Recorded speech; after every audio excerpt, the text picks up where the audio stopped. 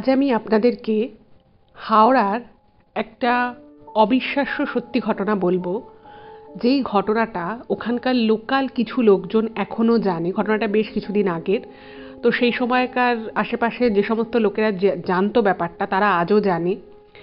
এবং বর্তমানে কিন্তু এই পুকুরটা এখনও এক্সিস্ট করে, কিন্তু পুকুরটা একটা বাড়ির ব্যারিকেডের মধ্যে রয়েছে।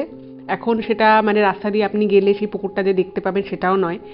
আর যেহেতু ঘটনাটা অনেক দিন আগের, তো পাড়াতেও আগেকার অনেক লোকজন যারা সেই সময়কার ছিল তারা হয়তো অনেকে মারা গেছে, অনেক নতুন লোক হয়তো পাড়ায় এসছে, তো সেই জন্য এখন কিন্তু ওখানকার যারা এখন নতুন বাসিন্দা তারাও কিন্তু অনেকে কিন্তু এই পুকুরটা সম্পর্কে জানে না। এবং এত উঁচু পাঁচিল দিয়ে পুরো এরিয়াটাকে ঘেরা রয়েছে একটা বাড়ির সমেত, অনেকে কিন্তু এটা জানেও না যে একটা পুকুর আদৌ ওই ব্যারিকেডের মধ্যে আছে। তো আমাকে আজকে যে ঘটনাটা যিনি পাঠিয়েছেন তার নাম হচ্ছে অসীমা। তো অসীমাদি যে ঘটনাটা লিখেছেন এটা কিন্তু ওনার ফ্যামিলির একটা ঘটনা। তো ওনার ফ্যামিলির লোকেদের নামটা আমি আর বলছি না, উনি সেটা বলতে বারণ করেছেন সঙ্গত কারণেই। কিন্তু ঘটনাটা আমি আপনাদেরকে বলবো, এবং যদি কেউ ওই দিক থেকে আমাদের এই ঘটনাটা শোনেন বা তারা যদি জানেন অবশ্যই কিন্তু কমেন্ট করবেন। তো কেউ কোথাও যাবেন না, আজকের এই ঘটনাটা কিন্তু ভীষণ ইন্টারেস্টিং হতে চলেছে। আর হাওড়ার মতো একটা শহরে এরকম যে একটা ঘটনা ঘটেছিল সেটা কিন্তু শুনলেই ভীষণ অবাক লাগে। তো কেউ কোথাও যাবেন না, প্রত্যেকে আপনারা আমাদের চ্যানেলের সাথে থাকুন, পাশে থাকুন। নমস্কার শ্রোতা বন্ধুরা, ভূত ভগবান চ্যানেলে আপনাদের সকলকে অনেক স্বাগত। আশা রাখি সবাই খুব ভালো আছেন, আনন্দে আছেন, সুস্থ আছেন। আমাদের চ্যানেলে যে ঘটনাগুলো বলা হয় সেগুলো যদি আপনাদের ভালো লাগে অবশ্যই কিন্তু চ্যানেলটাকে সাবস্ক্রাইব করবেন, ভিডিওগুলোকে লাইক করবেন। পুরো ঘটনাটা শোনার পর আপনাদের কেমন লাগলো সেই মূল্যবান মতামত জানাতে কিন্তু একদম ভুলবেন না। আর আপনাদের জীবনে বা আপনাদের পরিচিত কোনো মানুষের জীবনে যদি এরকম কোনো ভৌতিক, অলৌকিক, দৈবিক, অতিজাগতিক কিছু ঘটে থাকে তাহলে সেগুলো কিন্তু আপনারা আমাদের কাছে লিখে পাঠিয়ে দিতে পারেন। তার জন্য আপনাদেরকে আমাদের চ্যানেলের ডেসক্রিপশনে যেতে হবে, দেখবেন সেখানে আমাদের ইমেল আইডি মেনশন আছে। সেই ইমেল আইডিতে ইমেল করে আপনারা আপনাদের সেই ঘটনা কিন্তু আমাদের কাছে অনায়াসে পৌঁছে দিতে পারেন। আর একটা হাম্বেল রিকোয়েস্ট করব, যদি পসিবল হয় কাইন্ডলি আপনারা আমাদের চ্যানেলের ভিডিওগুলোকে আপনাদের ফ্রেন্ড এবং ফ্যামিলির মধ্যে একটু শেয়ার করে দিন। কারণ আমরা এই চ্যানেলে আর 5টা সাধারণ মানুষের জীবনে ঘটে যাওয়া বিভিন্ন রকমের ভৌতিক, অলৌকিক, দৈবিক, অতিজাগতিক এই ঘটনাগুলোই বলে থাকি। তাই আমি মনে করি ঘটনাগুলো যদি আরও অনেক অনেক মানুষ শুনতে পারেন, তারা সেগুলো শুনে অনেক কিছু জানতে পারবেন, বুঝতে পারবেন, শিখতে পারবেন, তার ফলে তারা অনেক বেশি সতর্ক, সজাগ হতে পারবে। তো চলুন বন্ধুরা, আমি আজকের ঘটনা আপনাদের সামনে উপস্থাপনা করা শুরু করছি। তবে তার আগে একটা ছোট্ট কথা বলে নিই, আপনারা অনেকেই অনেক ধরনের ঘটনা পাঠাচ্ছেন, তার জন্য আমি সকলের কাছে কৃতজ্ঞ। কিন্তু ঘটনা পাঠানোর আগে কিছু বিষয় অবশ্যই মাথায় রাখবেন। প্রথমত হচ্ছে ঘটনা যেন এর আগে কোথাও প্রচার না হয়ে থাকে, ঘটনা যেন প্রচারযোগ্য হয়, এবং ঘটনা যেন সবার শোনার মতো হয়। ব্যাস এই কয়েকটা ফ্যাক্টর একটু মাথায় রাখবেন, তারপরে ঘটনা পাঠাবেন, এবং পাঠিয়ে একটু ওয়েট করবেন, আমরা নিশ্চয়ই আপনাদের ঘটনা প্রচার করব। এটুকুই বলার ছিল। এবারে চলে যাচ্ছি সরাসরি আজকে ঘটনায়। এখন আমি যে ঘটনাটা আপনাদের সামনে বলতে চলেছি সেই ঘটনাটা আমাকে অসীমাদি লিখে পাঠিয়েছেন। উনি জানিয়েছেন যে উনি জাস্ট অবসর নিয়েছেন আর কি। তো অবসরপ্রাপ্ত শিক্ষিকা উনি, এবং ওনার এক কাকা হাওড়ায় থাকেন। তো তার জীবনের ঘটে যাওয়া একটা ঘটনা, এবং অসীমাদির কিন্তু এই পুরো ঘটনার অনেকটাই কিন্তু উনি নিজেও সাক্ষী আছেন। তো প্রথমে আমাকে ঘটনা সম্পর্কিত কিছু কথা আপনাদেরকে বলে নিতে হবে, তাহলে আপনাদেরও ঘটনাটা বুঝতে সুবিধা হবে, আমারও আপনাদেরকে বোঝাতে সুবিধা হবে। তো অসীমাদির যিনি কাকা ছিলেন তিনি অ্যাকচুয়ালি কলকাতায় থাকতেন, ভবানীপুর অঞ্চলে। তো সেখানে ওনার বড় দোতলা বাড়ি ছিল। এবার এই ঘটনাটা যখন আমি যে বলছি, এই ঘটনাটা কিন্তু আজ থেকে প্রায় ধরে নিন 45 বছর আগেকার ঘটনা। খুব বিশাল পুরনো না হলে আবার খুব নতুন ঘটনাও নয়। তো সেই সময় ওনার ভবানীপুরে ওনার কাকা দোতলা বাড়ি। তো কিছু একটা কারণের জন্য ওনার কাকাকে কিছু ধার বাকি করতে হয়, ঠিক আছে। এবার ধার বাকি উনি করেছেন, এবার সেই ধারের পয়সা শোধ দিতে হবে। তো উনি একটা বিশেষ কারণের জন্য টাকা ধার করছিলেন। তো কাজটা ওনার কিন্তু আলটিমেটলি হয় না, ঠিক আছে। এবং যদি কাজটা হতো সেখান থেকে ওনার একটা ভালো পরিমাণ টাকা আসার কথা ছিল, তো সেইটা হলো না। এবং উনি যেখানে টাকাটা একটা ব্যবসার ক্ষেত্রে আর কি উনি টাকাটা লাগিয়েছিলেন, তো সেটাও হয়নি, ফলে পুরোটাই ওনার লস হয়ে গেল। এবার টাকা লস হয়েছে, যাদের থেকে টাকা ধার নিয়েছে তাদের থেকে মাত্র 1 মাসের জন্য টাকা উনি ধার নিয়েছে। উনি বলেছিলেন যে তোমরা আমাকে 1 মাসের জন্য টাকাটা দাও, আমি 1 মাস পরে তোমাদেরকে দিয়ে দেবো। এবার যখন যে ব্যবসাটায় ওনারা টাকাটা লাগিয়েছিলেন, উনি এবং আরও 1-2 জন, তো প্রত্যেকেরই লস হলো। এবার টাকা তো ফেরত দিতে হবে, কি করবে? তো সেই টাকা ফেরত দেওয়ার জন্য উনি আবার অন্য কারো থেকে বেশ কিছু টাকা ধার করে, যাদের থেকে আগে টাকা ধার করেছিলেন তাদেরকে শোধ দিয়েছে। এরপরে যেটা হলো, উনি ভেবেছিলেন যে ঠিক আছে, এরপরে কোনো না কোনোভাবে ওনার কাছে টাকা চলে আসবে, কারণ অসীমাদির যিনি কাকা ছিলেন তিনি কিন্তু যথেষ্ট আর কি পয়সাওয়ালা একজন ব্যক্তি ছিলেন। তো উনি দেখলেন যে সেটাতেও কিছু হলো না, মানে সেক্ষেত্রে ওনার কিন্তু হাতে কিছুই এলো না, তখন খুব একটা ফিনান্সিয়াল চাপ যাচ্ছে। তো তখন ভাবলেন যে না, এভাবে তো হবে না। তো সেই সময় ওনার চারিদিকে প্রচুর ধার বাকি হয়ে গেছে। ওনার যে একটা মান্থলি যে ইনকাম ছিল, উনি ব্যবসা করতেন, সেখান থেকেও ইনকামটা প্রায় না বরাবরই আসছে। এবার সংসার কি করে চলবে, যাদের থেকে টাকা পয়সা ধার করেছে সেই টাকা শোধ দিতে হবে। তো এত কিছু যখন চলছে, তখন ওনাকে একজন বলল যে আপনি একটা কাজ করুন, আপনার এই ভবানীপুরের যে দোতলা বাড়ি রয়েছে আপনি এই বাড়িটা বেচে দিন। আপনি এই বাড়িটা বেচলে যত টাকা পাবেন, মানে আপনি যা ধার করেন সেটা তো শোধ হয়েই যাবে, তারপরেও আপনার কাছে যথেষ্ট পরিমাণ টাকা থাকবে। আপনি হয়তো এই এরিয়াতে আর বাড়ি বা ফ্ল্যাট হয়তো যদি কিনতে নাও পারেন, আপনি একটু মানে ভিতরের দিকে গেলে আপনি একটু আউটস্কার্টে আপনি ভালো পেয়ে যাবেন, আর সেখান থেকে আরও কিছু টাকা পয়সা আপনার পাবে। সেখান থেকে আপনি আপনার ব্যবসায় যেটা লস হয়েছে বা যেটা আপনি যতটা পিছিয়ে গেছেন, আপনি নতুন করে আবার ব্যবসায় টাকা ঢেলে আবার সেখান থেকে ইনকাম জেনারেট করতে পারবেন। এবার যে কোনো মানুষই, ওনার কাকা খুব ভালোভাবে বাড়িটা বানিয়েছিলেন, তো কেউই তো ফট করে নিজের বাড়ি বেচতে চায় না। তো উনি খুব ভালো দামে একজন টলিউড অভিনেতাকে উনি বাড়িটা বেচে দেন, ওনাদের ভবানীপুরের বাড়িটা, এবং সেখান থেকে উনি ভালো পরিমাণ টাকা পান। সেই টাকা দিয়ে তো প্রথমে উনি যে যার যার থেকে ধার বাকি করেছিল সব ধার শোধ করে দেয়। এবার উনি দেখছেন যে ওনার কাছে যে পরিমাণ টাকা আছে সেই পরিমাণ টাকা দিয়ে উনি হয়তো ওই চত্বরে, যেহেতু ওইখানে উনি ভবানীপুর এরিয়াতেই উনি এত বছর ছিলেন, সব কিছু চেনা জানা রয়েছে, ওনার ব্যবসার ক্ষেত্রেও সুবিধে হয়। তো উনি দেখলেন যে ওনার কাছে যা টাকা রয়েছে সেই টাকা দিয়ে উনি ভবানীপুরে আর বাড়ি কিনতে পারবেন না, ওনাকে ফ্ল্যাট কিনতে হবে।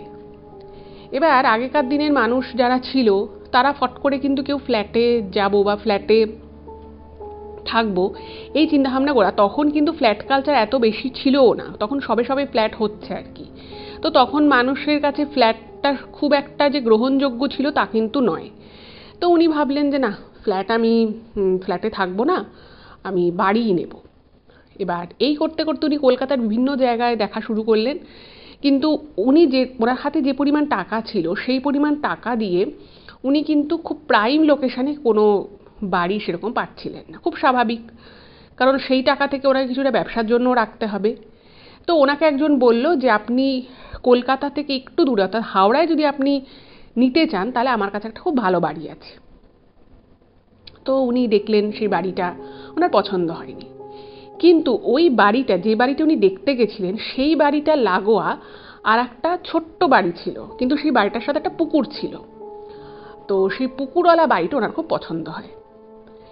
এবার উনি যখন ওই বাড়িটার খোঁজ করতে যায়, তো আশেপাশের লোকেরা ওনাকে বলে যে এই বাড়িটা আপনি নেবেন না, এই বাড়িটা এর আগে একজনের ছিল, তো সে তো এখানে থাকে না, আর যেহেতু সামনে পুকুর রয়েছে, জমিটা একটু নিচু, মানে জলা জমি বলা যেতে পারে, বলছে যে আপনি কিন্তু এখানে বেশি দিন থাকতে পারবেন না। তো বৃষ্টি হলে পুরো পুকুর থেকে জল এদিকে চলে আসে, বলছে আপনাকে মাটি দিয়ে উঁচু করতে হবে, অনেক ব্যাপার আছে। তো দেখবেন কিছু কিছু মানুষের জীবনে, কিছু কিছু মানুষ, আমি বলবো না অ্যাকচুয়ালি সবার জীবনেই কিন্তু সব কিছু উপরওয়ালা কিন্তু লিখে দেয়, যে কখন জীবনে কি হবে না হবে, কে কোথায় যাবে, কতদিন থাকবে, সব কিছু কিন্তু পূর্ব নির্ধারিতই থাকে। আমরা হয়তো ভাবি যে আমার সাথে এটা কেন হলো, এটা এরকমভাবে হলে ভালো হতো, কিন্তু ভগবান এমন করেই সব কিছুকে প্ল্যান করে রাখে না, যে মানে মানুষ আর কি নিজে ভাবে আমরা অনেক কিছু করছি, কিন্তু অ্যাকচুয়ালি কিন্তু আমরা সেভাবে কিছু করিই না। তো ওনার ক্ষেত্রেও ব্যাপারটা সেরকম হলো। উনি বাড়ি খুঁজতে গেছিলেন, এবং উনি ভবানীপুরের যে বাড়িতে থাকতেন সেই বাড়িটা কিন্তু বিশাল বড় বাড়ি ছিল, বড় বড় রুম, সুন্দর খোলামেলা একটা বাড়ি। এবার সেই বাড়ি উনি নিজে বেচে দিলেন। এবার খুব স্বাভাবিক বিষয় হচ্ছে যে যার একটা ওরকম বাড়িতে থাকার অভ্যেস হয়ে যায় সে কিন্তু পরবর্তী সময় সেরকমই কোনো বাড়ি ঘরে থাকতে বেশি স্বাচ্ছন্দ্য বোধ করবে, এটাই স্বাভাবিক। কিন্তু ওনার ক্ষেত্রে যেটা হলো, অসীমাদির কাকার ক্ষেত্রে, উনি বললেন যে না, কেন জানি না ওনার ওই জমিটা, ওই বাড়িটা খুব ভালো লেগে গেল। উনি তখন বাড়ির লোককে বলল যে আমি কিন্তু ওই জমিটাই কিনবো। তো বাড়ির লোক বলল যে আমরা ওখানে থাকবো কি করে। তো উনি বললেন কোনো অসুবিধে নেই, আর ওই বাড়িটা, ওই পুকুর সমেত ওই জমি বাড়িটা উনি কিন্তু বেশ কম দামে পেয়েছিলেন। দেখুন, হাওড়ায় একসময় বাড়ি জমির দাম কিন্তু কমই ছিল, যারা আপনারা ওই দিকে থাকেন তারা হয়তো আরও ভালো বলতে পারবেন। তো যেটা অসীমাদি লিখেছে যে ওই সময় এমনিই কম ছিল, আর যেহেতু জলা জমি সেই জন্য আরও কমে উনি পেয়েছিলেন। তো উনি হিসেবপত্র করতে খুব ওস্তাদ ছিলেন। তো উনি হিসেব করে দেখলেন যে উনি যদি ওই বাড়িটার পিছনে বেশ কিছু টাকা পয়সা ঢেলে ওটাকে ঠিকঠাকও করেন তাতেও ওনার খুব বেশি টাকা খরচা হবে না, কিন্তু তার বদলে উনি ওই পুকুর সমেত বাড়ি জমিটা পেয়ে যাচ্ছেন, সেটা ওনার কাছে একটা বেশ লুক্রেটিভ ডিল বলে মনে হয়েছিল। তো উনি বললেন যে আমি ওই জায়গাটাকে বাঁধিয়ে সুন্দর করে আরও দুটো এক্সট্রা ঘর করব, করে আমি এখানটাতেই থাকবো। বাড়ির লোক বলল ঠিক আছে। এবার উনি কি করলেন, উনি ওনার মতো করে ওখানে একটা মিস্ত্রি দিয়ে জায়গাটাকে একটু উঁচু করে, মানে যেখানটা বাড়ি আর কি রয়েছে সেখানে দুটো ঘর ছিল, একটা ঘর একটু বড় ছিল, একটা ঘর একটু ছোট ছিল। তো ঘরটাকেও আরও নতুন করে রিমডেলিং করে আরও দুটো ঘর বানিয়ে সুন্দর করে উনি জায়গাটা করলেন। আর বাড়ির লাগোয়া যে পুকুর ছিল, তো ওনাকে অনেকেই বলল যে পুকুরটা রাখার দরকার নেই, আপনি পুকুরটা বুঝিয়ে দিতে পারেন। এবার যখন ওনার কাকা জমিটা কিনেছিল তখন উনি ভেবেছিলেন কিন্তু যে পুকুরটা বুঝিয়ে দেবে, কিন্তু ওনার পুকুরটা দেখে এত ভালো লাগতো, মানে ছোট পুকুর, খুব বিশাল বড় পুকুর কিন্তু নয়। তো অনেকে আবার ওনাকে বলে যে এই পুকুরটা না ভালো না, আপনি কেন কিনলেন, মানে উনি কেনার পরে আর কি অনেকের মুখে শুনেছে যে পুকুরটা নাকি ভালো না। অনেক আর কি কথা শোনা যায় যে পুকুরটা সম্পর্কে, যে পুকুরে পাশে নাকি কাউকে দাঁড়িয়ে থাকতে দেখা যায়, কেউ বলে যে পুকুরে নাকি কোনো জিনিস পড়ে গেলে সেটা আর খুঁজে পাওয়া যায় না, আবার কেউ বলে যে পুকুরে নাকি মাঝে মধ্যে অদ্ভুত অদ্ভুত ছায়া দেখা যায়, অনেক কিছু নাকি ভেসে ওঠে, আবার নিজে থেকেই নাকি চলে যায়। এরকম নানান কথাবার্তা ওনাকে কিন্তু মানে বাড়ি কেনার পর অনেকেই বলে থাকে। এবার উনি এগুলো শুনতেন, কিন্তু ওনার না আরও বেশি যেন পুকুরটার প্রতি, ওই বাড়িটার প্রতি ইন্টারেস্ট আরও বেড়ে যেত। যাই হোক, এসব কথা উনি আর বাড়িতে কাউকে বলেনি যে বাড়ির লোক ভয় পেয়ে যাবে। তো সুন্দর করে বাড়িটাকে নিজের মতো করে করে উনি ঢুকে পড়লেন। এবার আস্তে আস্তে উনি একটু গুছিয়ে নিলেন। এবার ওই পুকুরটা ওনার খুব ভালো লাগতো, মানে বাড়ির সামনে পুকুর, আর সেই সময় কিন্তু পুকুরটাকে উনি ব্যারিকেড করে দেয়নি, পুকুরটা কিন্তু ওপেন ছিল, মানে এমনিও কোনো লোকজন সেই পুকুরটাকে অ্যাক্সেস করতে পারবে রাস্তা দিয়ে যেতে যেতে, আর একটু ভিতরের দিকে হাওড়ায়। তো পুকুরটা থাকতো, এবার ওনার কিন্তু বেশ ভালো লাগতো পুকুরটা, জল ছিল, বর্ষাকালে প্রচুর মাছ ফাছ উঠে আসতো, ওনার বেশ ভালো লাগতো। এবং এই করে বাড়িটা করার পরে উনি 6টা মাস কিন্তু খুব ভালোভাবে কাটিয়ে দিলেন।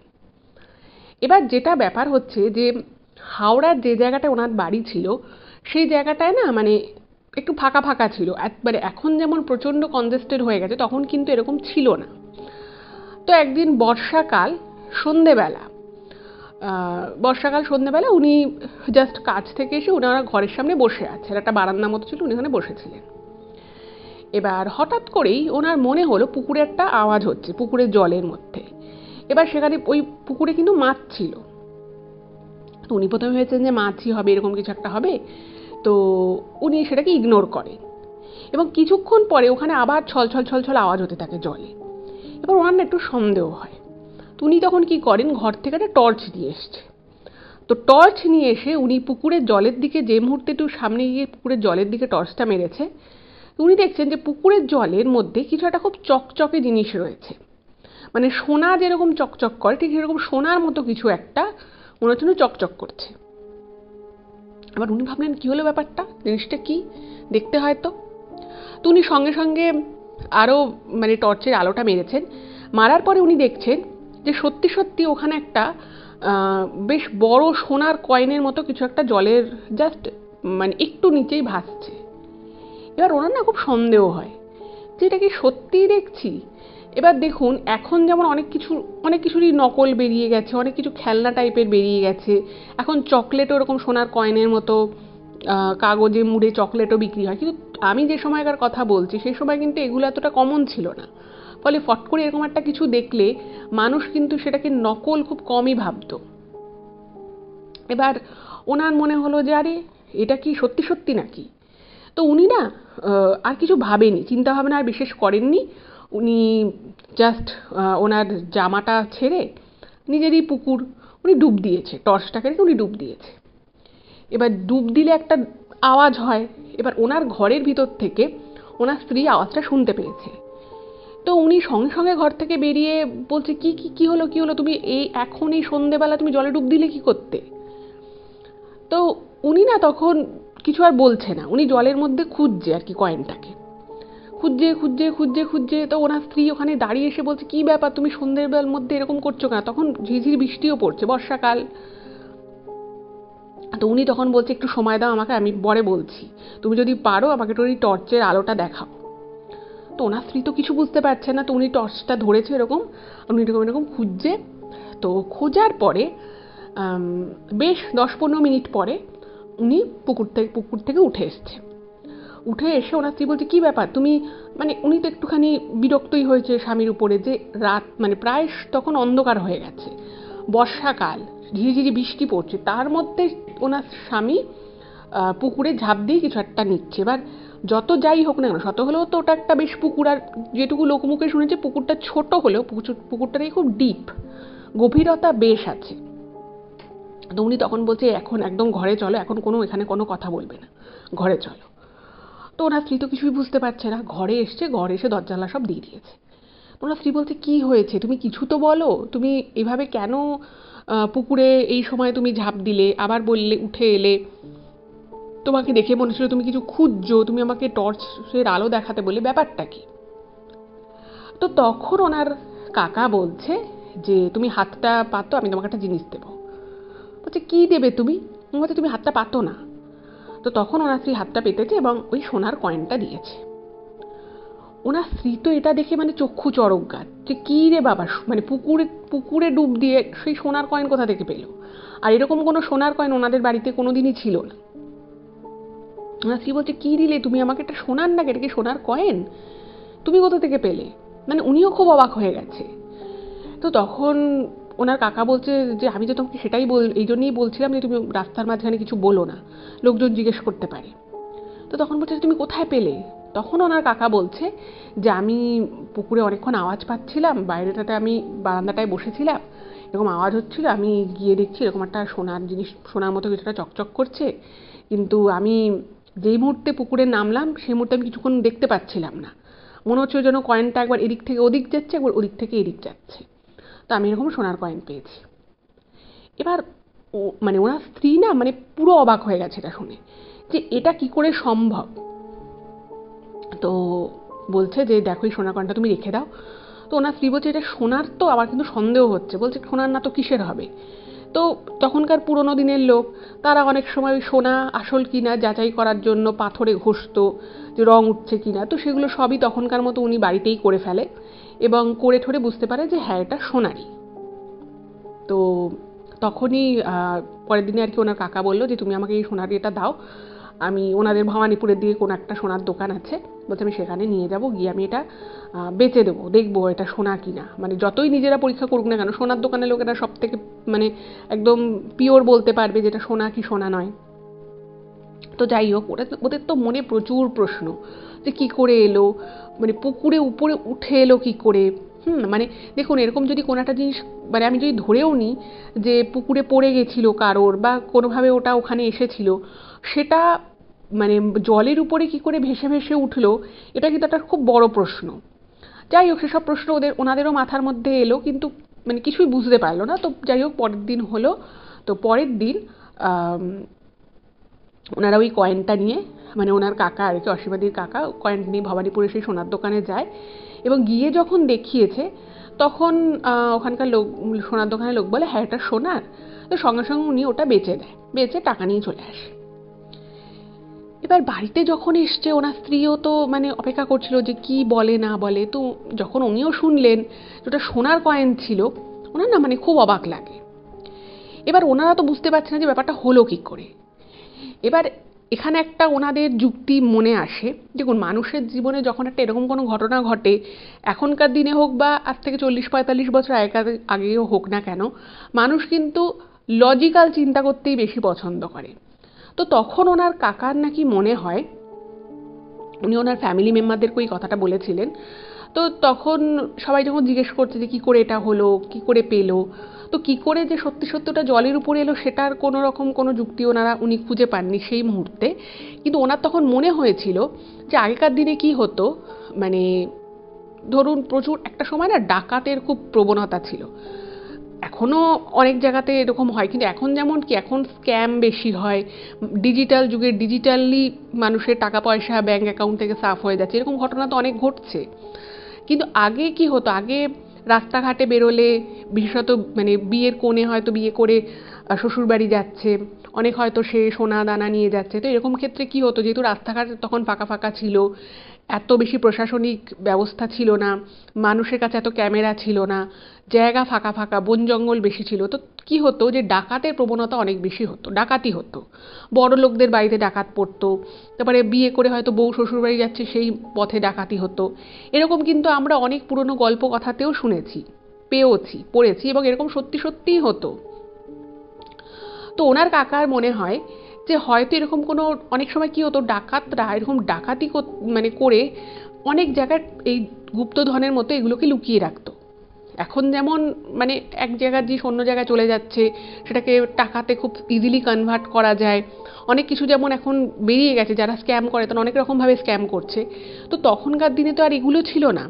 তো তখন কি হতো, এই ডাকাতি যারা করতো তারা অনেক সময় অনেক কিছু বিভিন্ন জায়গাটা লুকিয়ে লুকিয়ে রেখে দিত। কেউ মাটির তলায় রাখতো, কেউ জঙ্গলে রাখতো, কেউ হয়তো ওদের নিজস্ব ডেরা থাকতো সেসব জায়গায় রেখে দিত। তো এরকম করে অনেকে নাকি পুকুরের নিচেও রাখতো, এবং উনি মানে মনে করেন যে এরকমই কিছু হয়তো পুকুরের নিচে ছিল, সেটা হয়তো কোনোভাবে কোনো মাছ হোক বা কিছু হোক সেভাবে হয়তো জলের উপরে চলে এসেছে।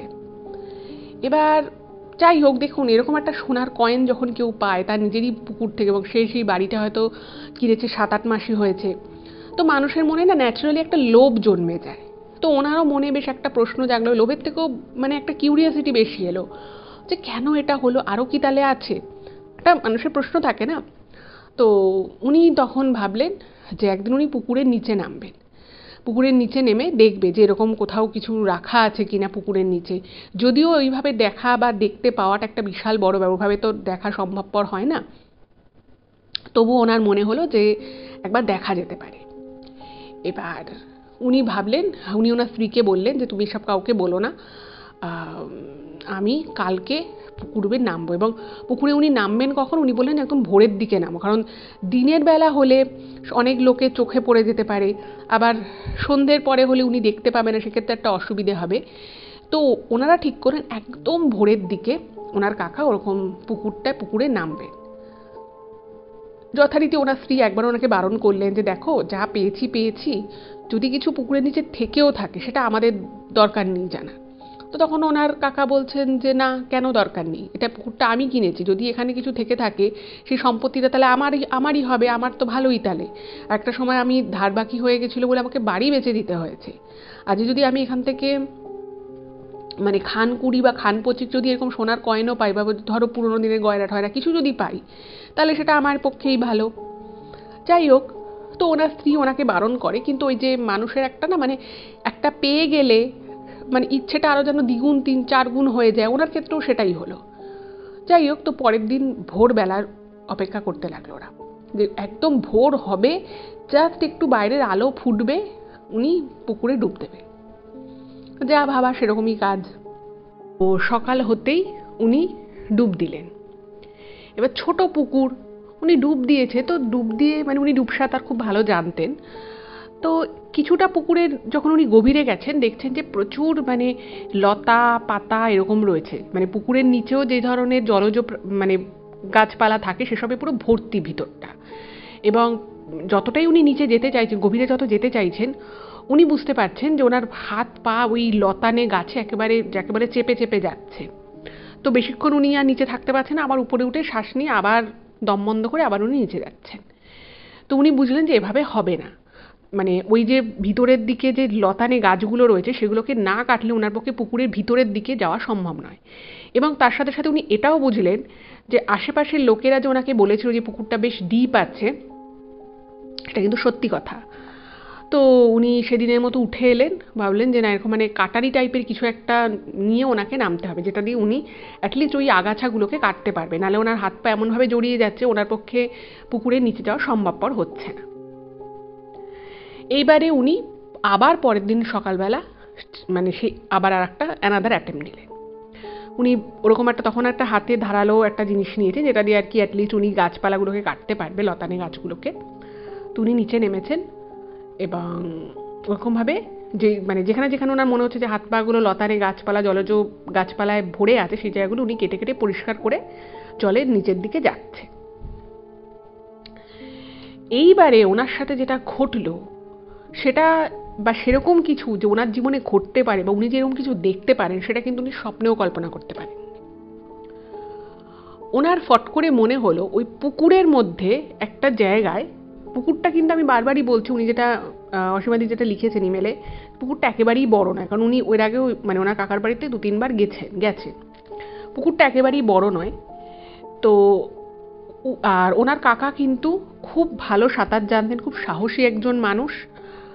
তো হঠাৎ করে ওনার মনে হলো ওনার মানে পুকুরের মধ্যেই উনি কিছু একটা দেখতে পারেন, কিছু চকচক করছে, একটা বেশ বড় সড়ো কিছু চকচক করছে জলের অনেকটা ডিপে। এবার এটা দেখে ওনার খুব কৌতূহল হয় যে কি ওটা চকচক করছে, আর সেটা না পুরো সোনার মতো চকচক করছে। ওনার তখন মনে হলো যে এটা তো দেখতে হচ্ছে কি। তো উনি যখন মানে ওরকম অবস্থায় যখন উনি জলের নিচে ওই চকচকে জিনিসটার দিকে যেতে যাওয়া শুরু করলেন, সেই মুহূর্তে মনে হলো ওনার পা দুটো কেউ যেন চেপে ধরে ওনাকে আরও জলের ভিতরের দিকে কেউ যেন টান মেরে নিয়ে নিল, একদম টেনে নিয়ে নিল মনে হলো। এবং সেই মুহূর্তে উনি মানে দেখুন, যতটা আপনি জলের নিচে থাকবেন, আপনি দিনের বেলা হলে আলো তো কিছুটা হলেও কিছুটা তো আলো আপনি দেখতে পাবেন, যে দিনের আলো সেটা জলের মধ্যে আস্তে আস্তে কমতে কমতে এলেও কিছু না হলেও কিছুটা তো আপনি আলোটা বুঝতে পারবেন। এবার উনি হঠাৎ করেই এতটা ডিপে চলে গেছে যে উনি না সেভাবে আলো আলো কিছু দেখতে পাচ্ছে না। এবার আপনাদের মনেও প্রশ্ন আসবে যে একটা মানুষ যে যতই ভালো ডুবসাঁতার দিতে পারুক না, যতই সে দম আটকে রাখতে পারুক না কেন, সেটাও কিন্তু খুব বেশি সময়ের জন্য করা কিন্তু সম্ভবপর নয়। তো উনি না তখন একটু ঘাবড়ে যান এবং ওই জলের মধ্যে যখন ওনার পাটাকে মনে হলো যেন কেউ টান মেরে ওনাকে অনেকটা নিচে নামিয়ে দিল, জলের আরো গভীরে নামিয়ে দিল, সেই সময় না উনি মানে প্রচণ্ড ওনার আর কি একটা কীরকম ফিলিংস আসতে থাকে এবং উনি মনে করলেন কি হলো ব্যাপারটা, আমি কি কোথাও পা পিছলে গিয়ে আমি কি কোথাও ভিতরে ঢুকে গেলাম। এবার তারপরে ভাবছে যে এটা তো কোনো সমুদ্রও নয়, বিশাল বড় দিঘিও নয়, কিছুই না, একটা ছোট পুকুর, এখানে আমি এতটা ভিতরে কি করে এলাম। এবং উনি না হঠাৎ করেই ওনার মনে হলো যেন একটা চোখ ওনার ঠিক মানে উনি যেখানটায় রয়েছেন ঠিক তার উল্টো দিকে মনে হচ্ছে একটা চোখ জল জল করছে। এবার ওনার না খুব ভয় লেগে যায়। উনি তখন ও সমস্ত মানে ওই সোনা খোঁজার নেশা ছেড়ে উনি হাত পা ছুঁড়ে জলের উপরে আসার চেষ্টা করছে এবং উনি বুঝতে পারলেন যে ওনার হাত দুটো কেউ যেন পিছনে মানে চেপে ধরে রেখেছে। তো উনি তো তখন মানে প্রচণ্ড ভয় পেয়ে গেছে এবং তখন ওনার রীতিমতো প্যালপিটেশন হচ্ছে, যা হয় আর এটা হওয়াটা খুবই স্বাভাবিক। যতই মানুষ সাহসী হোক না কেন এরকম একটা সিচুয়েশনে কিন্তু সকলেরই ভয় লাগে, তো ওনারও ভয় লেগে গেছে। তো উনি তখন দেখছেন যে ওই যে চোখটা উনি দেখতে পাচ্ছিলেন, তো সেই একটা মানুষের একটা যে আকৃতি কিন্তু ছোট, মানে বামন বলা যেতে পারে, মনে হলো যেন ওই জলের ওইখান থেকে একটা বামন মানে ওই যে চোখ দুটো দেখতে পাচ্ছিল সেই চোখ দুটো একটা বামন সামনে এসছে ওনার, এবং সামনে এসে ওনাকে বলছে যে আপনার কোনো ভয় নেই, আপনি মরবেন না, আপনার কোনো ভয় নেই। তখন না মানে উনি প্রচণ্ড ভয় পেয়ে গেছে যে জলের মধ্যে একটা বামন কি করছে, এবং সেই বামন যে রয়েছে জলের মধ্যে তার না মানে বহুদিন জলে থাকলে যেরকম চোখ মুখ সাদা সাদা হয়ে যেতে পারে, হয়ে যায় বা যেতে পারে, যেরকম একটা হওয়া সম্ভব মুখগুলো ফোলা ফোলা, ঠিক সেরকম। উনি না মানে প্রচণ্ড ভয় পেয়ে গেছে যে জলের মধ্যেই বামন কোথা থেকে এলো। একটা লোক তো বলছে যে আপনি বারবার বলছে আপনি মরবেন না, আপনার কোনো ভয় নেই, আপনি মরবেন না, আপনি এখানে একদম ঠিক থাকবেন। তো তখন না মানে ওনার প্রথমে মুখ দিয়ে কিছু বেরোচ্ছে না। তখন উনি বলছেন যে আপনি কে? তখন বলছে যে তখন মানে বলছে যে আমি যেই হই না কেন, আপনি সেই মানুষ যে আমাকে উদ্ধার করতে পারেন, আমাকে অভিশাপ থেকে উদ্ধার করতে পারেন। তখন বলছে আমি সেই মানুষ আপনাকে অভিশাপ থেকে উদ্ধার করতে পারি মানে? আমাকে জলের উপরে যেতে দাও, আমি আর পারছি না বেশি এভাবে থাকতে। তো তখন না মানে উনি বলছেন যে না, আপনার কিছু হবে না, আপনি ভয় পাবেন না, আপনার কিচ্ছু হবে না, আপনি দেখবেন আপনি একদম সুস্থ থাকবেন। যখন বলছে তুমি কি চাও আমাকে, আমার আমার হাত ছেড়ে দাও, আমার পা ছেড়ে দাও, মানে ওনার কাকা আর কি বলছে আমার হাত ছেড়ে দাও, আমার পা ছেড়ে দাও, আমাকে উপরে যেতে দাও। তো তখন বলছে যে আপনি আপনি এক্ষুনি জলের উপরে যাবেন, আপনার কোনো ভয় নেই, আপনি মরবেন না, আপনার কোনো চিন্তা নেই। তো তখন ওনার কাকা একটু আশ্বস্ত হয় এবং মানে উনি বুঝতে পারছেন যে অতক্ষণ জলের নিচে থাকলে যেরকম কষ্ট হওয়ার কথা, খুব অদ্ভুতভাবে ওনার কিন্তু সেরকম কোনো কষ্ট হচ্ছে না। মানে ওই যে ব্রিথটাকে হোল্ড করে রাখা, শ্বাসটাকে ধরে রাখা, সেই বিষয়টা খুব অদ্ভুত কারণে বা কী ছিল সেটা উনি নিজেও জানেন না, ওনার কিন্তু সেই কষ্টটা সত্যিই হচ্ছিল না। তখন ওই যে বামন ছিল সে বলছে যে আপনাকে কিন্তু আমাকে একটা উদ্ধার করতে হবে, আপনাকে কিন্তু একটা অনেক বড় কাজ করতে হবে। তো তখন ওনার কাকা বলছে কি করতে হবে, কেন, কি? তখন ওই বামন বলছে আমি তো জানতাম আপনি আসবেন। এই পুকুরের বলছে পশ্চিম কোণায় মাটিতে বলছে একটা আহ, কলস, একটা পেতলের নাকি কলস পোতা আছে। বলছে ওই কলসটাকে বার করে, ওই কলসের ভিতরে যা আছে, বলছে কলসটা মুখ বাঁধা আছে, সেই কলসটাকে নাকি মাটি থেকে বার করে গঙ্গার জলে ফেলে দিতে হবে, গঙ্গা জলে ভাসিয়ে দিতে হবে। এবং সেই কাজটা করতে হবে কোনো পূর্ণিমা তিথিতে। পূর্ণিমা তিথিতে করলেই ভালো হয়, যদি পূর্ণিমা তিথিতে করা না যায় সেক্ষেত্রে যে কোনো মানে কোনো মাসের বৃহস্পতিবার দেখে কাজটা করতে হবে। তো তখন না মানে ওর কাকার এমনিতেই প্রচণ্ড ভয় লাগছে, মানে ওরকম একটা পুকুরের মধ্যে হঠাৎ করে একটা ওরকম বামনকে দেখছে, আর তাকে না মানে হঠাৎ করে যদি ওই রকম পজিশনে কেউ কিছু একটা দেখে, তার বুঝতেই পারছেন তার কী অবস্থা হতে পারে। তার মধ্যে এই সমস্ত বলছে, উনি না কিছু বুঝতে পারছে না। তো উনি বলছেন যে এই পুকুরের পশ্চিম কোণায় কি বলছেন কলস পোতা আছে, আমি সেটা কি করে পাবো, আর আমি সেটা করবোই বা কেন? তো তখন নাকি ওই বামন বলছে যে আপনি যদি এটা করেন খুব ভালো হয়, আমি এবং আমার পুরো পরিবার মানে আমরা পুরো একটা অভিশাপের মধ্যে আছি, আপনি যদি এই জিনিসটা করতে পারেন তাহলে কিন্তু আমার পুরো পরিবার এবং আমি নিজে এই অভিশাপ থেকে মুক্ত হব। এবং তার জন্য আপনি আপনার যে কতটা মানে উপকার হবে, আপনি যে কতটা আমাদের থেকে উপকার পাবে সেটা আপনিও হয়তো ভাবতে পারছেন না, কিন্তু আপনি এই কাজটা করে দিন। আমি জানি এই কাজটা একমাত্র আপনিই পাবেন, আমরা বহুদিন থেকে, বহু বছর থেকে আমরা এই অভিশাপে এখানে পড়ে রয়েছি। আর ওর কাকা না কিছু বুঝতে পারছে না, বলছে যে তুমি আমাকে এখনকার মতো ছেড়ে দাও, আমি তুমি বললে আমি শুনলাম, আমি এই কাজটা কিন্তু আমি এখন করতে পারবো না। তো তখন ওই বামনটা না মানে ওনার পা ধরে বলছে না, আমি যদি এখন আপনাকে ছেড়ে দিই আপনি আর আসবেন না, আপনি উপরে উঠে গেলে আপনি ঘরে চলে যাবেন, আপনি আর আমাদের কথা ভাববেন না। তো তখন ওনার কাকা মানে বলছে যে দেখো আমি আর পারছি না এভাবে থাকতে, মানে তখন একটু আধটু কষ্ট তো হচ্ছেই। তো তখন ওনার কাকা অনেক বলে বোঝায়, বলে যে না আমি কথা দিচ্ছি, আমি ওই কলস ওখান থেকে উদ্ধার করব, কিন্তু আমাকে এখন ছেড়ে দাও, আমি এখন পারছি না আর।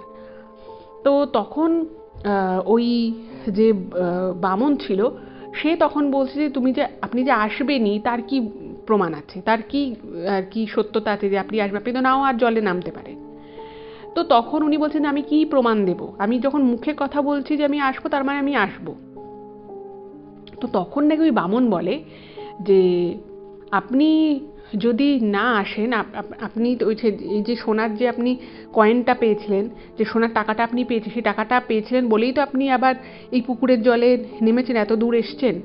আমি আপনাকে বলছি যদি আপনি সেই কাজটা করে দিতে পারেন, ওই কলস যদি আপনি গঙ্গার জলে দিয়ে দিতে পারেন, তাহলে এরকম আমি আপনাকে 10টা সোনার টাকা দেব। এবং যদি আপনি আর না আসেন, মানে এই যে আপনি উপরে চলে যাবেন বলছেন, জলের উপরে চলে গিয়ে আপনি যদি ঘরে ঢুকে গেলেন, আপনি যদি আর না আসেন তাহলে কিন্তু আমি আপনার আর্থিক ক্ষতি করব, এবং এমন আর্থিক ক্ষতি করব আপনি কিন্তু আর ঘুরে দাঁড়াতে পারবেন না। কারণ আমি জানি আপনার একসময় অনেক ধার বাকি হয়ে গেছিলো, আমি সব জানি, আপনার অর্থনৈতিক অবস্থা খুব খারাপ হয়ে গেছিলো। এবার এই কথাটা শুনে না মানে ওর কাকার না খুব ভয় লেগে গেছে। সে ভাবছে যে এ জানলো কি করে, আর এ বলছে জলে থাকে, আর তাকে দেখেও বোঝা যাচ্ছে যে সে জলেই থাকে, কারণ তার হাত পাগুলো না কিরকম সাদা সাদা হয়ে গেছে, চোখ মুখ ফোলা ফোলা, একটা অদ্ভুত বিষয়। তো তখন না ওনার কাকা বলছে যে আচ্ছা তুমি যে বলছো যে ওই একটা কলস পোতা আছে, তো সেই কলসে কি আছে, সেই কলসতে যদি আমি সেই কলস উঠাতে গিয়ে আমার যদি কোনো ক্ষতি হয়ে যায়।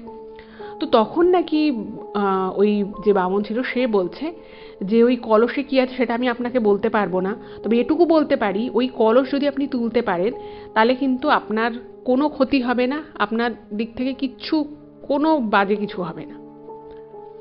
এবার তো ওর কাকা থাকতে পারে, ওনার শ্বাসকষ্ট শুরু হয়ে গেছে, মানে দম বন্ধ লাগছে। তো তখন ওই বামন বলল যে ঠিক আছে আমি আপনাকে আজকের মতো ছেড়ে দিলাম।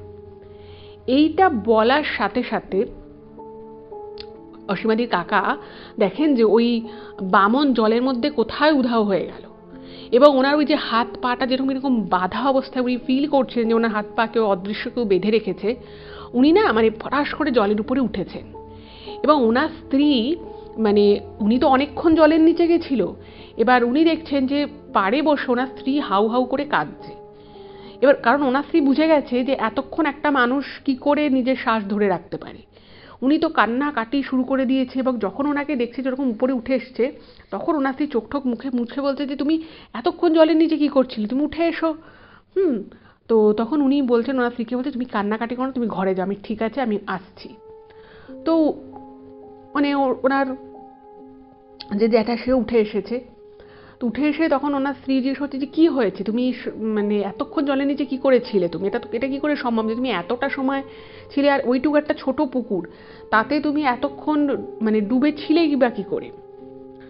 তো তখন ওনার কাকা এই কথাগুলো ওনার স্ত্রীকে বলেছে, যেরকম একটা বামন নিচে আছে, এই বামনটা ওখানেই থাকে, এখানেই থাকে। তো ওনার স্ত্রী বলছে এটা কি সাংঘাতিক কথা বলছো তুমি, একটা বামন সে নাকি থাকে এবং এটা কলস তুলতে বলছে, আর নাকি ওখানে পরিবার থাকে, আর নাকি অভিশাপগ্রস্ত, এসবের মানেটা কি। তো এসবের মানে যে অ্যাকচুয়ালি কি সেটা কিন্তু অসীমাদির কাকাও বুঝতে পারছে না। এবার যাই হোক, এখন ঘটনাটা এমন দিকে চলে গেছে যে ওর কাকাকে যাই হোক ওখান থেকে ওই কলসটা উদ্ধার করতেই হবে, কারণ যদি না করে তাহলে বলেছে ওদের আর্থিক ক্ষতি করে দেবে। এবার তো মানে ওরা ভাবছে যে কি করবে। তো ওরা স্ত্রী বলছে যে দেখো এসব কিছু করার দরকার নেই, আমরা বরং কোনো ঠাকুরমশাইকে ডাকি, ঠাকুরমশাইকে ডেকেই ব্যাপারটা বলি যাতে আমাদের কোনো ক্ষতি না হয়। তো একটা বিষয় ওনার কাকা বুঝে গেছিল, এই যে মানে এই বামন যে আছে সেই বামনের কিন্তু শক্তি আছে, সে কিন্তু খুব পাওয়ারফুল। তো সে যখন বলেছে যে মানে তা ওদের আর্থিক ক্ষতি করবে যদি ওই কলসটা না তোলে, তাহলে সে করবেই। আর সে সমস্তটা জানে, ওর কাকার যে আর্থিক একটা বিশাল ধাক্কা গেছে, তার জন্য যে বাড়ি বিক্রি করতে, সবই ওই বামনটা জানে। তার মানে তার নিশ্চয়ই কোনো আলাদা ক্ষমতা আছে। আর সেই যে বামন, সে যে পাঁচটা সাধারণ মানুষের মতো যে কোনো মানুষ নয় সেটা তো বোঝাই যাচ্ছে, না হলে ওই রকমভাবে জলের নিচে নাকি সে থাকে। এবং ওর কাকার চোখের সামনে, ওনার কাকার চোখের সামনে কিন্তু ওই বামন জলের ভিতর থেকে কিন্তু অদৃশ্য হয়ে গেছিল। এবারে তো সমস্তটা ওনার স্ত্রীকে উনি বললেন, তো ওনার স্ত্রী মানে পুরো একদম কনফিউজ হয়ে গেছে যে কী করা উচিত, সত্যি কি যাওয়া উচিত না যাওয়া উচিত নয়। তো প্রথম ওনার স্ত্রী বারণ করে, তো তারপরে ওনার কাকা বলে যে না আমি কলসটা তুলব। এবার ব্যাপার হচ্ছে যে ওই কলসটার মধ্যে কি আছে, এবং ওই মানে ওই যে বলছে অভিশাপগ্রস্ত অবস্থায় ওরা রয়েছে, সেই অভিশাপটাই বা কিসের, আর একটা সাধারণ মানুষ কি কখনো জলের নিচে থাকতে পারে। এবার উনি ভাবলেন যে ঠিক আছে আগে আমি কাজটা করি, নালে আমি যদি কাজটা না করি তাহলে। আচ্ছা এখানে একটা জিনিস বলে রাখি, এই যে কলসটা যে তুলতে হবে সেটা যখন ওই বামন ওনার কাকাকে বলেছিল, তখন এটাও বলে যে কলস কিন্তু দিনের যে কোনো সময় তুললে চলবে না, এই কলসটা তুলতে হবে রাতের বেলা, এবং সকালবেলা ব্রহ্ম মুহূর্তে ওই কলসটাকে মা গঙ্গার জলে ভাসাতে হবে। এটা কিন্তু যখন তখন মানে দুপুরবেলা গেলাম কি সকালবেলা গেলাম কি বিকেলবেলা পুকুর থেকে গিয়ে ওটা তুলে নিয়ে এলাম এরকম করলে কিন্তু চলবে না, মধ্যরাতে কাজটা করতে হবে, সেটা ও বলে দিয়েছিল। এবার ওনার কাকা ভাবলো যে আজকেই মধ্যরাতে আমি কাজটা করব। এবার ওনার স্ত্রী তো প্রচণ্ড ভয় পেয়ে গেছে, যে ওই যে বলেছে যে হাত পা চেপে রেখেছিল। তো ওনার স্ত্রী বলছে, ধরো তুমি কলসটা তুললে, তোলার পরে ওই মানে ওই বামনের তো অনেক ক্ষমতা, তাহলে সে যদি হাত পা বেঁধে রাখে বা সে যদি তোমাকে কিছু করে, তা তুমি বাঁচবে কী করে? তো ওনার কাকা বললে যে দেখো, আমি তো খুব নিষ্ঠাভর ব্রাহ্মণ, মানে আমি নিষ্ঠা ভরে সারা জীবন এই মানে আমার যে ব্রাহ্মণত্ব সেটাকে আমি অর্জন করেছি এবং সেটাকে আমি পালন করেছি। বলছে যে আমার পৈতেরও তো একটা জোর আছে, আমি এটুকু বিশ্বাস করি ওই যে বামন যে জলের নিচে থাকে সে আর যাই হোক আমার কোনো ক্ষতি করতে পারবে না, কারণ যদি ওর ক্ষতি করার হতো তাহলে আমি এতক্ষণ যে জলের নিচে ছিলাম তাহলে ও আমার ক্ষতি করতে পারত। আর ও মুক্তি চাইছে, তা আমি যদি ওকে মুক্তি সত্যি দিতে পারি, ওর পরিবারকে যদি মুক্তি দিতে পারি কোনো অভিশাপ থেকে, তাহলে তো সেটা আমারও ভালো লাগবে। এবং যেটা অসীমাদি লিখেছেন যে ওনার কাকা সত্যি সত্যি মানে খুব নিষ্ঠা ভরে কিন্তু একটা ব্রাহ্মণের জীবন যেরকম হওয়া, যেভাবে পুজো আর্চা সব কিছু উনি করতেন। তো উনি বললেন আমি যাব, আমার কোনো ভয় নেই, আমি যাব, আমি তো কোনো ভুল করিনি, আমি কোনো অন্যায় করিনি, তো আমি যাব। তো ওনার স্ত্রী একটু গররাজি ছিলেন। যাই হোক, তো মধ্যরাতে ওনার কাকা পুকুরে নামেন, এবং পুকুরে নামার পরে এবং ওটাও ওনাকে বলেছিল যে কোনো রকম কোনো আলো ঠালো, এমনিতেও ওনার কাছে একটা টর্চ ছাড়া কিছুই ছিল না। তো উনি মানে তখনই ওই যে বামন ছিল সে বলেছিল যে আপনার কোনো অসুবিধে হবে না, মানে ওই কলসটা সবার পক্ষে বা যে কেউ যে পুকুরে নেমে বার করে নিয়ে আসতে পারবে সেরকম কিন্তু কিছু নয়, এটা এমন কেউ বার করতে পারবে তার ভিতরে বিশেষ কিছু লক্ষণ থাকতে হবে, যে লক্ষণগুলো এই অসীমাদির কাকার মধ্যে ছিল, সে বিশেষ কিছু মানুষ। যাই হোক, তো উনি রাতের বেলা নামেন, এবং রাতের বেলা নামার পরে যথারীতি পুকুরের নিচে যখন উনি ডুব দিয়েছেন, উনি কিছুই দেখতে পাচ্ছেন না প্রথমে, এবং তারপরে ওনার মনে হলো যে পুকুরের জলের মধ্যে যেন কোথাও থেকে, মানে সেই লাইটের সোর্স উনি দেখতে পাচ্ছেন না, কিন্তু কোথাও থেকে যেন হালকা হালকা আলো জলের মধ্যে ভিতরে রয়েছে।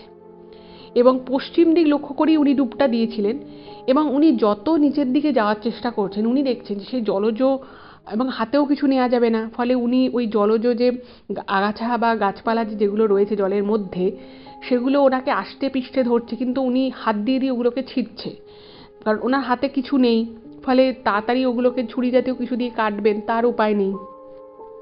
এবার উনি যত নিচের দিকে যাচ্ছে তত দেখছে যেন ওনার হাত পা যেন ওই লতাগুলো একেবারে যেন টেনে ধরছে।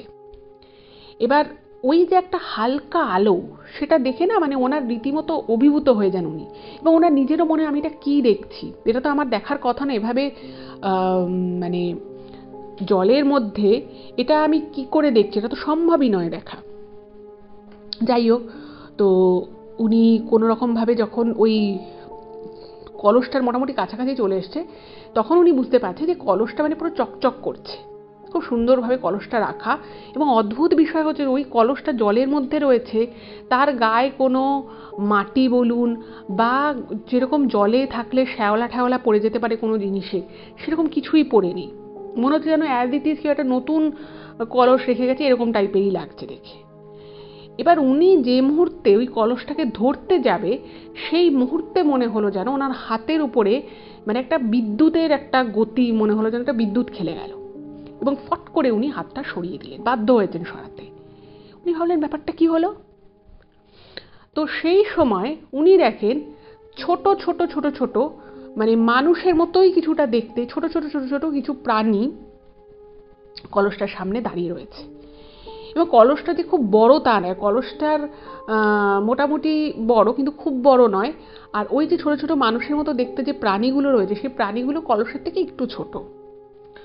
তো তাদের মানে তারা কিছু একটা বলছে, সেটা উনি বুঝতে পারছে না, সেটা ভাষা বুঝতে পারছে না না কি সেটা, মানে সেটা আলাদা ব্যাপার, কিন্তু মানে বুঝতে পারছে যে কলসটা ওনাকে ধরতে দেবে, যে যতবারই ওনার কাকা কলসটাকে ধরতে যাচ্ছে ততবার ওনার হাতের মধ্যে ওরকম বিদ্যুতের মতো ছ্যাঁকা লাগছে। এবার মানে ওনার কাকা তো মানে একদম ডিটারমাইন্ড যে আমি কলসটাকে তুলবই এখান থেকে, আমাকে বলেছে কলসটা তুলতে, তো আমি কলসটা তুলবো। যতবার উনি দিতে যাচ্ছে ততবার ওনার এরকম লাগছে, ওনার রীতিমতো শরীর খারাপ লাগছে। এবার তো উনি যখন বলছেন তোমরা আমাকে কলসটা কেন তুলতে দিচ্ছ, আর তোমরা কারা, এই পুকুরটা আমার, তোমরা কারা, তো তখন নাকি ওরা নিজেদের মধ্যে কিছু একটা বলাবলি করে, ওই ছোট ছোট ছোট ছোট মানুষের মতো দেখতে প্রাণীগুলো। তারা তখন, তাদের মধ্যে তখন একজন বলে যে এই পুকুরটা হয়তো তুমি কিনে থাকতে পারো, কিন্তু এই ভিতরে তুমি যা দেখছো সব কিছু আমাদের, এটা আমাদের থাকার জায়গা, এটা আমাদের জায়গা, তুমি এখানে কেন এসছো? আর এই কলস তোমাকে হাত দেওয়ার সাহস কে দিয়েছে? তুমি এই কলস ধরতে পারবে না। তো তখন উনি বলছেন যে কেন আমি ধরতে পারবো না? এই কলসে কি আছে? তুমি বলো তাহলে এই কলসে কি আছে। তখন বলছে না, এই কলসটা আমাদের, আমরা এই কলসটা পাহারা দিই। এই কলসটা আমরা আজকে থেকে নয়, বহু বছর থেকে আমরা এই কলসটাকে পাহারা দিচ্ছি। এই কলস তুমি এখান থেকে নিয়ে যেতে পারবে না।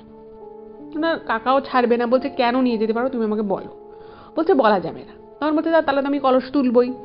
এবার তুলতে যতবারই যাচ্ছে হাতের মধ্যে মনে হচ্ছে যেন ঠিক ইলেকট্রিক শক লাগলে যেরকম লাগে সেরকম ওনার সারা শরীরে লাগছে।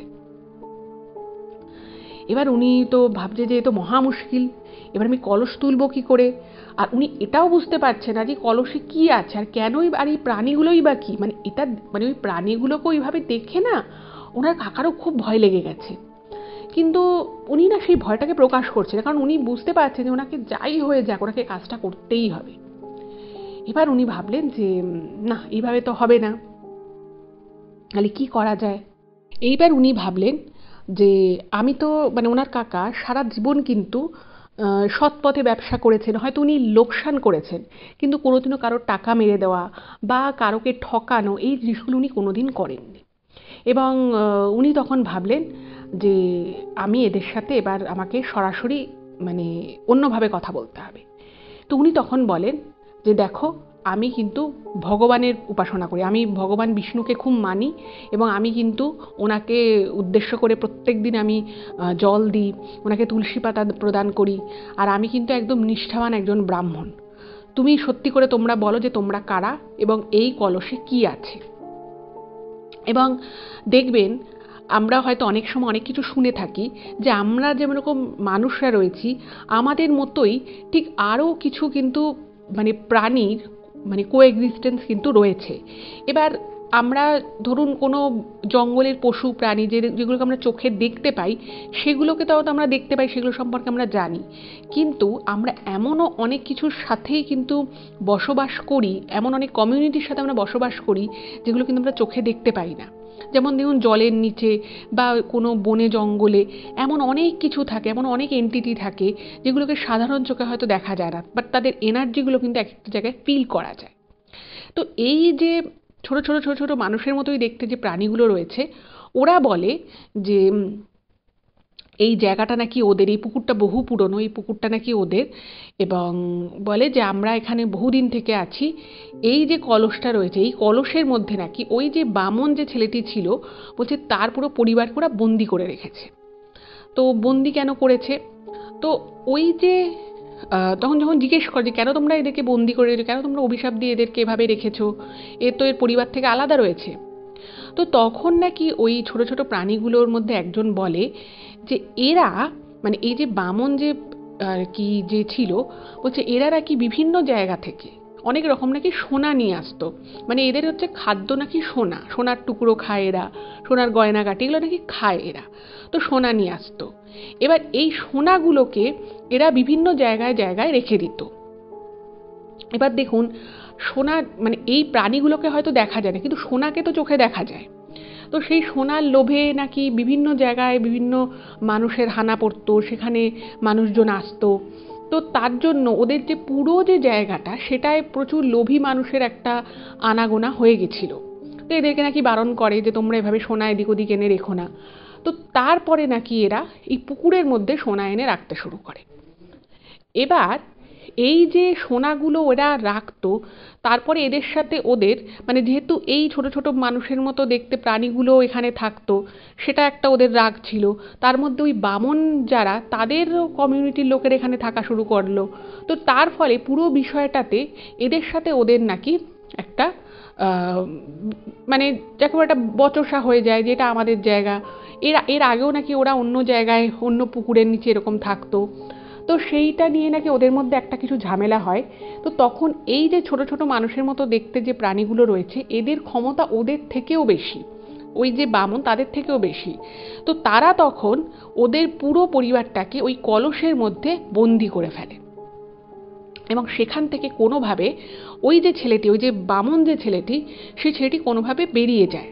ওকে আর বন্দি করতে দ্বিতীয়বার পারে না, কিন্তু পুরো পরিবারকে অভিশাপ দিয়ে বন্দি করে রাখে এবং বলে যে কোনো সৎ ব্রাহ্মণ ব্যক্তি যদি তার এই বৈশিষ্ট্য থাকতে হবে, সে যদি এই সময় থেকে এই সময়ের মধ্যে অমুক তিথিতে যদি তোমাকে বার করতে পারে, তবেই তোমরা মুক্ত হবে, না হলে কিন্তু তোমরা সারা জীবন এখানে এভাবেই থাকবে। এই হচ্ছে ওদের অভিশাপ। তো তখন এই যিনি আর কি ওনার কাকা, ইনি বলছেন যে তোমরা যা করেছো করেছো, আমি এবার তোমাদেরকে বলছি তোমরা একে ছেড়ে দাও, কারণ ওই ছেলেটি তার পরিবারের থেকে বহু বছর ধরে আলাদা রয়েছে। তুমি এই অভিশাপ থেকে ওদের মুক্তি দিয়ে দাও, তুমি ছেড়ে দাও ওদেরকে, কলসটা আমাকে নিয়ে যেতে দাও। তো তখন বলছে না, আমরা কলস নিয়ে যেতে দেব না। তো তখন এবার এই ব্রাহ্মণ যিনি, তিনি ভাবছেন যে আমি ছেলেটাকে কথা দিয়েছি যে আমি ওর পরিবারকে মুক্ত করব, এবার আমি যদি ওর পরিবারকে মুক্ত করতে না পারি, ও আমার ক্ষতি করবে, আমার আর্থিক দিক থেকে আমাকে ক্ষতি করবে বলেছে। তো উনি দেখছেন যে এরা কিছুতেই মানছে না। তো তখন ওনার মাথায় একটা বুদ্ধি আসে। তো উনি তখন বলেন যে ঠিক আছে, তোমরা কি চাইছো বলো, তোমরা যদি এই কলসটাকে সারা জীবন আরও বহু বছর তোমরা ধরো রেখেও দিলে, তাই তোমাদের কি হবে, তোমাদেরকে এখানে পাহারা দিতে হচ্ছে। তো তখন উনি বলেন যে আমি এই যে বামন, যে তার যে পরিবার, তাদেরকে আমরা বলবো যে তোমরা এখানে আর থেকো না, তোমাদের যা জায়গা, এই পুকুর, তোমরাই থাকবে। তো তোমাদের জায়গা থেকে ওরা চলে যাবে, কিন্তু তুমি ওকে মুক্তি দাও। এবার ওরা বলছে যে না, আমরা মুক্তি দেব না, কারণ আমরা জানি ওরা কথা রাখে না, কথা দিলে ওরা কথা রাখে না। তো এবার উনি তখন বললেন যে ঠিক আছে, ওদের কথা রাখার দায়িত্ব আমার, আমি তো একজন নিষ্ঠাবান ব্রাহ্মণ, আমি ভগবান বিষ্ণুকে পুজো করি, আমি সেই জায়গা থেকে তোমাকে আমার পৈতে ছুঁয়ে আমি বলছি যে ওদেরকে আমরা এখান থেকে চলে যেতে বলবো, কিন্তু তুমি অভিশাপ থেকে ওদের মুক্তি দাও। তো অনেক বলার পরে তখন ওরা বলেছে ঠিক আছে। তখন ওরাও একটা শর্ত এই ব্রাহ্মণকে দিয়েছিল, বলেছিল যে আপনি এই পুকুর কিন্তু বোঝাতে পারবেন না, মানে এই পুকুর, মানে ওই পুকুরটা আর কি অনেকে বোঝানোর জন্য এসেছিল যে ওখানে মাটি ফেলে পুকুরটাকে বুঝিয়ে দেবে। তারপরে অনেকে ওই জায়গায় অনেক কিছু করতে চেয়েছিল, কিন্তু সেগুলো কোনো কিছুই আলটিমেটলি কেউ করে উঠতে পারেনি। তো তখন ওই ব্রাহ্মণ বলে যে ঠিক আছে, আমি তো পরের কথা বলতে পারবো না, আমি যতদিন বেঁচে থাকবো এই পুকুরে আমি বোঝাবো না। তো এই কথা যখন বলে তখন ওরা একটু কনভিন্স হয়, তখন ভাববে যে ঠিক আছে, বারবার বলছে যখন ছেড়ে দিই। তো তখন উনি ওই কলসটাকে ওই পুকুরের ওইখান থেকে তুলে নেন, তুলে নিয়ে আসে। এবার তুলে যখন নিয়ে এসে তো বাড়িতে রাখতে হবে, কারণ ভোর হবে, তারপরে উনি মা গঙ্গার জলে ফেলতে যাবে। এবার উনি যখন ঘরে নিয়ে এসেছে ওই কলসটা প্রচণ্ড ভারী, মানে মনে একটা ছোট্ট কলস, খুব বেশি বড় নয়, কিন্তু সেটাই মনে হবে যেন মানে তার 10 গুণ বেশি, মানে যতটা ওর হাইট বা যতটা ওর ওয়েট হওয়া উচিত তার থেকে প্রায় 10 গুণ বেশি ভারী ওই কলস। তো যাই হোক, অনেক কষ্ট করে উনি কলসটাকে নিয়ে আসে এবং উনি যখন ঘরে এনে উনি মানে ওনার সাহস হয়নি অন্য কোথাও রাখা, তো উনি ঠাকুর ঘরে রেখে দিয়েছে। তো সেইখানে উনি ভোরের দিকে দেখছে, ভোর রাতে উনি বেরোবেন তার একটু আগে, উনি দেখছেন ওনার ঘরের মধ্যে সূক্ষ্ম দেহে বা কিভাবে যেন ওই বামনটা চলে এসেছে। বামনটা এসে বলছে যে এই কলসটা তোমাকে গঙ্গায় দিতে হবে না, এই কলসটা তুমি আমাকে দিয়ে দাও, আমি নিয়ে যাচ্ছি। কারণ ও ঠাকুর ঘরে ঢুকতে পারবে না, মানে ওই ঠাকুরের কাছে একদম রাখা, তো বলতে তুমি আমাকে দিয়ে দাও কলসটা। তো তখন ব্রাহ্মণ বলছে না, এটা তো কথা ছিল না, আমি তো এইটা মা গঙ্গা জলে দিয়ে দেবো।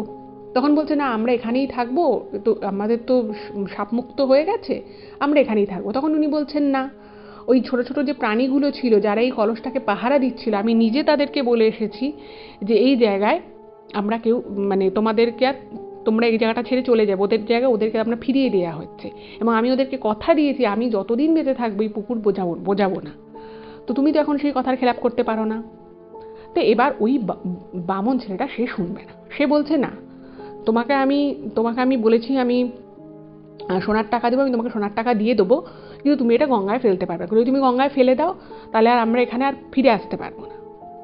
তখন উনি বলছেন না, এই কলস আমি যখন তুলেছি, আমি এই কলস নিজে গিয়ে মা গঙ্গার জলে দিয়ে আসবো, আর আমি একজন নিষ্ঠাবান ব্রাহ্মণ, আমি যখন কাউকে কথা দিয়েছি, আর তুমি আমাকে যেটা বলেছিলে আমি কিন্তু সেটাই করেছি, তুমি যদি এখন কথার খেলাপ করো সেটা কিন্তু চলবে না। এই করে ওই বামন যে ছিল সে পুরো নাছোড়বান্দা। তখন উনি বলছেন যে দেখো, আমি আমার পৈতে ছুঁয়ে শ্রী হরির নামে আমি শপথ করে তোমাকে বলছি, তুমি যেটা করছো তুমি ভুল করছো, কিন্তু তুমি যদি এটা করো তাতে কিন্তু আমার কোনো ক্ষতি হবে না, আমাকে কিন্তু আমার ভগবান ঠিক বাঁচিয়ে নেবে। তুমি বা তোমার যে পরিবার যে অভিশপ্ত হয়ে এই কলসের মধ্যে ছিলে, সেটা মানে এই এখনো আছে, বলছে এই জিনিসটা কিন্তু তাহলে মানে এই অভিশাপ কিন্তু কাটবে না, আমি বলে রাখলাম। তখন ওই যে বামন ছিল সে একটু ভয় পেয়ে যায়, সে তখন বলে যে ঠিক আছে। তো অনেক বোঝানোর পরে, এসবের পরে ওনার কাকা খালি পায়ে হেঁটে হেঁটে অনেকটা দূর উনি যান, গিয়ে মা গঙ্গার জলে ওই কলস উনি বিসর্জন দিয়ে আসে। এবং তারপরে ওনাকে 10টা, সত্যি সত্যি কিন্তু 10টা সোনার টাকা ওই বামন কিন্তু দিয়ে গেছিল। মানে উনি বাড়িতে এসে দেখে যে ওনার ঘরের সামনে, মানে ঠাকুর ঘরে যেখানটা উনি রেখেছিলেন তার কাছে 10টা সোনার টাকা পড়ে রয়েছে। এবার দেখুন, মানুষের মনে সোনার প্রতি একটা আকর্ষণ থাকবে, একটা লোভ থাকবে, এটা কিন্তু খুব স্বাভাবিক। কিন্তু এই কাজটা করার পরে মানে উনি তো সারা জীবন ভগবানকে ভালো মনে, পরিষ্কার মনে তো উনি ডেকে এসেছেন, কোথাও ওনার মনে হয় এই যে সোনার টাকাগুলো উনি পেয়েছেন, এই টাকাগুলো ওনার ঘরে রাখা, মানে একটা টাকা নিয়ে উনি বেচে দিয়ে টাকা পেয়েছেন সেটা ঠিক আছে, কিন্তু ওনার কেন জানি না মনে হয়েছিল যে এই সোনার টাকাগুলো ওনার ঘরে রাখাটা ঠিক হবে না, বা ওনার নিজের লোভ করে সেই টাকা বেচে মানে টাকা নেওয়া, সোনা বেচে টাকা নেওয়া, সেটা হয়তো ওনার সংসারের প্রতি খুব একটা ভালো হবে না। তো উনি তখন ভাবলেন, মানে ওনার স্ত্রী তো খুব খুশি যে এরকম 10টা সোনার টাকা পাওয়া গেছে, মানে ওই টাকাটা বেচলে সেই সময়ও যা সোনার ভ্যালু ছিল তাতেও উনি কিন্তু প্রচুর টাকা পেতেন, সেই টাকার ভ্যালু ওই সময় অনেক। কিন্তু ওনার কাকা বলেন যে না, আমি এটা করব না, কারণ মানে ওনার মন বলছিল যে তুই যদি এই টাকাটা তোর কাছে রাখিস তাহলে হয়তো সেটা তোর পক্ষে খুব একটা ভালো হবে না। তো উনি নাকি তখন কি করেন, ওই সোনার টাকাগুলো নিয়ে নেন, নিয়ে আবার উনি মা গঙ্গায় যান, গিয়ে উনি মাথায় ঠেকিয়ে নাকি ওই 10টা সোনার টাকা উনি নাকি গঙ্গা জলে পুরো একদম দিয়ে চলে আসে। এবং ওনার স্ত্রী তো ওনাকে বলছে তুমি এটা কী করছো, কেন করছো, এটা করো না, এটা আমাদেরকে দিয়েছে, কেন তুমি টাকাটা দিয়ে দিচ্ছ। যা হয় আর কি, মানুষের তো মন, সে তো চাইবেই, এতগুলো সোনার টাকা মানে বুঝতেই পারছেন অনেক টাকার ব্যাপার, সেটা বেচলে প্রচুর টাকা পাওয়া যেত, কিন্তু কোথাও ওনার মন কিন্তু বলে যে এই টাকাটা তুই নিস না। এবং জানেন তো, ভগবানও হয়তো এই ধরনের মানুষকে দুহাত ভরে আশীর্বাদ করেন। ওই যে কতগুলো জিনিসের লোভ উনি যে ছাড়তে পেরেছিলেন, এই জন্য কিন্তু মানে আপনারা যখন এবার শেষটা শুনবেন আপনাদের কিন্তু খুব ভালো লাগবে। মানে আমার নিজেরও ঘটনাটা পড়ে এই জন্য আরও বেশি অন্যরকম লেগেছে। সেটা হচ্ছে, তো অসীমাদির এই কাকার অনেক দিন থেকে একটা আইনি লড়াই চলছিল। ওনারই একজন ব্যবসায়িক পার্টনার ওনাকে ঠকিয়ে ওনার থেকে বেশ কিছু টাকা তছরূপ করেছিল, কিন্তু অদ্ভুতভাবে যিনি কাজটা করেছিল সে সমস্ত তথ্য প্রমাণ লোপাট করে দিয়েছিল। ফলে কোর্টে কোনোভাবেই প্রমাণ করা যাচ্ছিল না যে ওনার কাকার এই টাকাগুলো শুধু শুধু গেছে আর কি। এটা নিয়ে আইনি লড়াই চলছিল, কিন্তু ভগবানের কীরকম আশীর্বাদ দেখুন। তো অদ্ভুতভাবে কিছু প্রমাণ ওনার হাতে আসে এবং সেই প্রমাণগুলো দেখিয়ে উনি মানে আদালতে এটা প্রমাণ করে দেয় যে ওনার টাকা পয়সা সেই ব্যক্তি বেআইনিভাবে নিয়েছে, এবং সেই কেসে উনি জিতে যান। এবং অদ্ভুত বিষয় হচ্ছে, যেটা অসীমাদি লিখেছেন, যে এই কেসটায় ওনার কাকার জেতার সমস্ত সম্ভাবনা বন্ধ হয়ে গেছিল, এবং উকিলবাবুও কিন্তু ওনার প্রথম যে উকিলবাবুকে ধরেছিলেন সেই উকিলবাবুও কিন্তু প্রায় কেসটা ছেড়ে দিচ্ছিল। কিন্তু ওই যে বলে না, ভগবানের আশীর্বাদ যার মাথার উপরে থাকে তাকে কিন্তু ভগবান নিজে হাত ধরে তরি পার করে দেয়। এটা একটা গেল। আচ্ছা, ওনার স্ত্রী মানে এই অসীমাদি যিনি কাকিমা ছিলেন, তিনি একটা খুবই মানে ক্রনিক একটা অসুখে ভুগছিলেন, মানে বহুদিন থেকে। সেটা অনেক ট্রিটমেন্ট করিয়েছেন, অনেক ডাক্তার দেখিয়েছেন, কিন্তু সেটা কোনোভাবেই সারছিল না। অদ্ভুতভাবে, মানে খুবই অদ্ভুতভাবে ওনারা একটা দোকানে গেছিলেন, সেই দোকানে ওনাদের সাথে একজন ভদ্রমহিলার পরিচয় হয়, এবং সেই ভদ্রমহিলার ওই একই অসুখটা ছিল। তো তার সাথে পরিচয় হয়, কথাবার্তা হয়। তো তিনি বলেন যে হাওড়াতেই, মানে ওনারা হাওড়ায় এসছেন, এই হাওড়াতেই নাকি একজন খুব ভালো বৃদ্ধ একজন হোমিওপ্যাথি ডাক্তার আছে। বলছে যে আপনি তো অনেক জায়গায় ট্রিটমেন্ট করিয়েছেন, আপনি একবার এনার কাছে যান, এনার কাছ থেকে একটা ওষুধ খান, দেখুন আপনি ভালো হয়ে যাবেন। এবং যেটা অসীমাদি লিখেছে যে ওনার কাকিমা এই অসুখটার জন্য, এই সমস্যাটার জন্য প্রচুর ডাক্তার দেখিয়েছেন, এবং ওনারা হাল ছেড়ে দিয়েছিলেন যে ঠিক আছে, এটাকে এভাবে নিয়েই চলতে হবে। এবং উনি অবিশ্বাস, মানে মনে অবিশ্বাস নিয়েই ওনার ওই হোমিওপ্যাথি ডাক্তারের কাছে যান এবং সেখানে গিয়ে সমস্যার কথা বলেন। ওই পুড়িয়া ওষুধ আর একটা লিকুইড ওষুধ দিয়েছিল, যে জিনিসটার জন্য বিগত 8.5 বছর ধরে ওনারা বিভিন্ন ডাক্তারের কাছে গেছেন, ট্রিটমেন্ট নিয়েছেন, কোনো কিছুতে কিছু হয়নি। ওই হোমিওপ্যাথি ডাক্তারের ওষুধ খেয়ে 18 দিনের মাথায় উনি কিন্তু সুস্থ হওয়া শুরু করেন এবং 1.5 মাসের মধ্যে উনি সম্পূর্ণ রকমভাবে সুস্থ হয়ে যান। মানে এই যে সুস্থতাটা উনি যে জীবনে পেতে চলেছে, এটা উনি নিজেও কোনোদিনও স্বপ্নে ভাবতে পারেননি যে উনি আদৌ কোনোদিনও সুস্থ হবেন। তাহলে ভাবুন ভগবান কিভাবে মানুষকে কৃপা করে। যাই হোক, তো তারপর থেকে ওনারা তো এটাই মানে মনে করেন যে ভগবান আশীর্বাদ করেছেন এবং উনি যেই কাজটা করেছিলেন সেই কাজের জন্যই হয়তো ভগবান এই আশীর্বাদটা করেছেন। তো উনি ওনার জীবদ্দশায় তো ওই পুকুরটা কিছুই করেননি, ওনার এক ছেলে এক মেয়ে। তো তারা অনেক পরে এই বিষয়টা পুরোটা জানে এবং ওনারা কি করেছেন, এখন ওই পুরো পুকুর সমেত বাড়িটাকে একটা বড় পাঁচিল দিয়ে ঘিরে রেখেছে এবং এখন অবধি পুকুরটা আছে। এবং তারপরে এখন বর্তমানে ওনার জ্যাঠা মানে ওনার কাকা সেই আর বেঁচে নেই, কিন্তু পুকুর এখনও আছে, ওই বাড়িও আছে এবং ওই বাড়িতে এখন ওনার মেয়ে থাকে। তো এটাই ছিল ঘটনা। কেমন লাগলো অবশ্যই জানাবেন, আর যদি ভালো লাগে প্লিজ চ্যানেলটাকে সাবস্ক্রাইব করবেন আর এই ভিডিওগুলো একটু সকলের সাথে শেয়ার করে দিন। আর আজকের আমার এই ঘটনা তো ভীষণ অদ্ভুত লেগেছে, আপনাদের কেমন লেগেছে অবশ্যই কিন্তু কমেন্ট করে জানাবেন। ভালো থাকবেন, দেখা হবে আবার পরবর্তী এপিসোডে। নমস্কার।